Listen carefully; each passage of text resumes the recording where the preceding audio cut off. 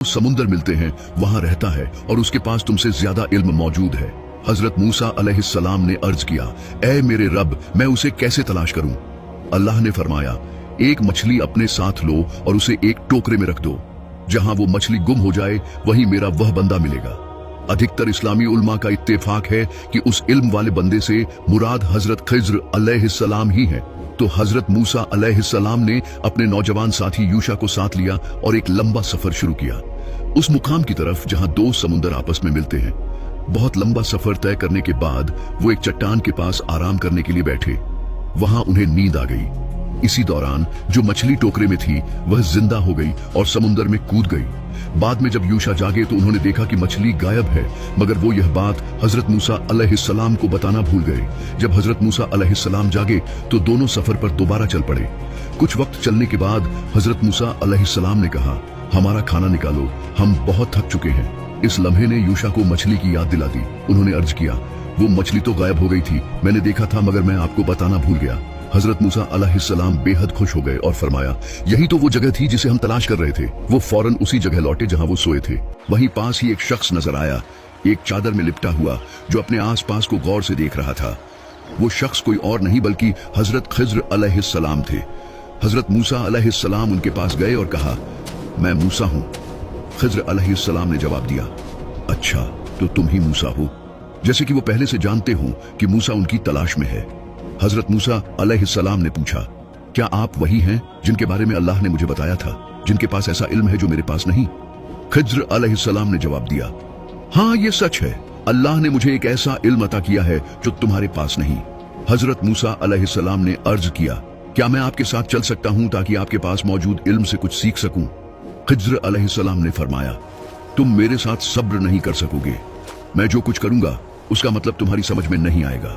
मगर हजरत मूसा अलैहिस्सलाम ने इसरार किया, इंशाअल्लाह आप मुझे सब्र करने वाला पाएंगे और मैं आपकी किसी बात की नाफरमानी नहीं करूंगा। खिज्र अलैहिस्सलाम ने मंजूरी दे दी, लेकिन एक शर्त रखी, मेरे साथ रहो लेकिन तब तक मुझसे कोई सवाल मत करना जब तक मैं खुद तुमसे उसकी वजह ना बता दूं। हजरत मूसा अलैहिस्सलाम ने इस शर्त को कबूल किया। उन्होंने यूशा को वहीं छोड़ दिया और दोनों मूसा अलैहिस्सलाम और खिज्र अलैहिस्सलाम एक सफर पर निकल पड़े। वही मशहूर सफर जो कुरान पाक में बयान किया गया है। पहला वाकया एक नाव के सफर के दौरान पेश आया।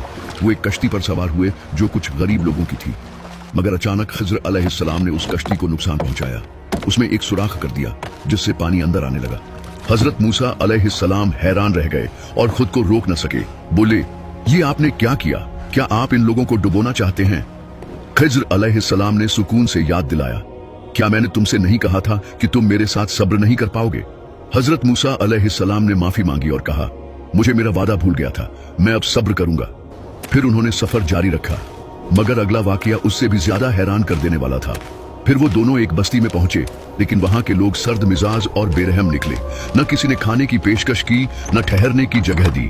इसी बस्ती से गुजरते हुए अचानक हजरत खिज्र अलैहिस्सलाम ने एक नौजवान लड़के को कत्ल कर दिया। ये मंजर देखकर हजरत मूसा अलैहिस्सलाम सख्त हैरान और परेशान हो गए। वो अब खामोश न रह सके और गुस्से में बोले, आपने ये क्या किया? एक मासूम जान को कैसे ले लिया?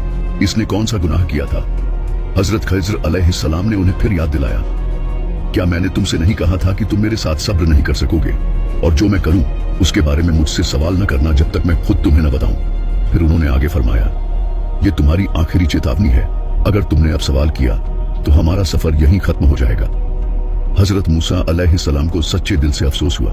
उन्होंने माफी मांगी और कहा, इस बार मैं वाकई सब्र करूंगा और आपकी हर बात मानूंगा, अब मैं कोई सवाल नहीं करूंगा।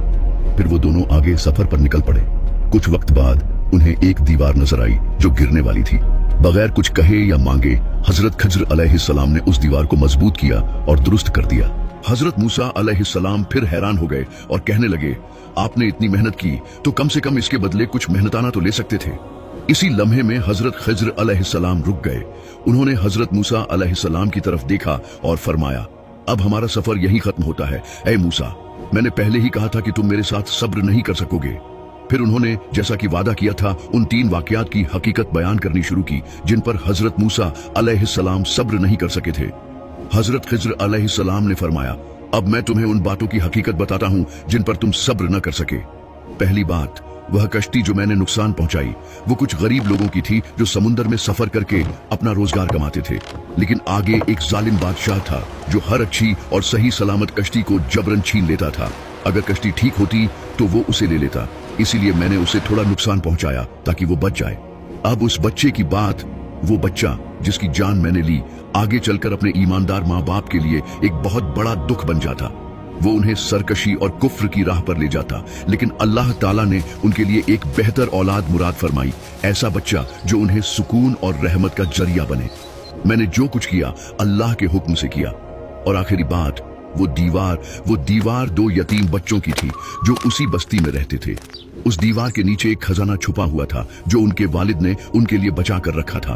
अगर वो दीवार गिर जाती तो लोग उस खजाने को ले लेते, मगर तुम्हारे रब ने चाहा कि जब वो दोनों बच्चे बड़े हो जाएं तब उन्हें उनका खजाना मिल जाए, इसलिए मैंने दीवार को दुरुस्त कर दिया और ये भी अल्लाह ही के हुक्म से किया।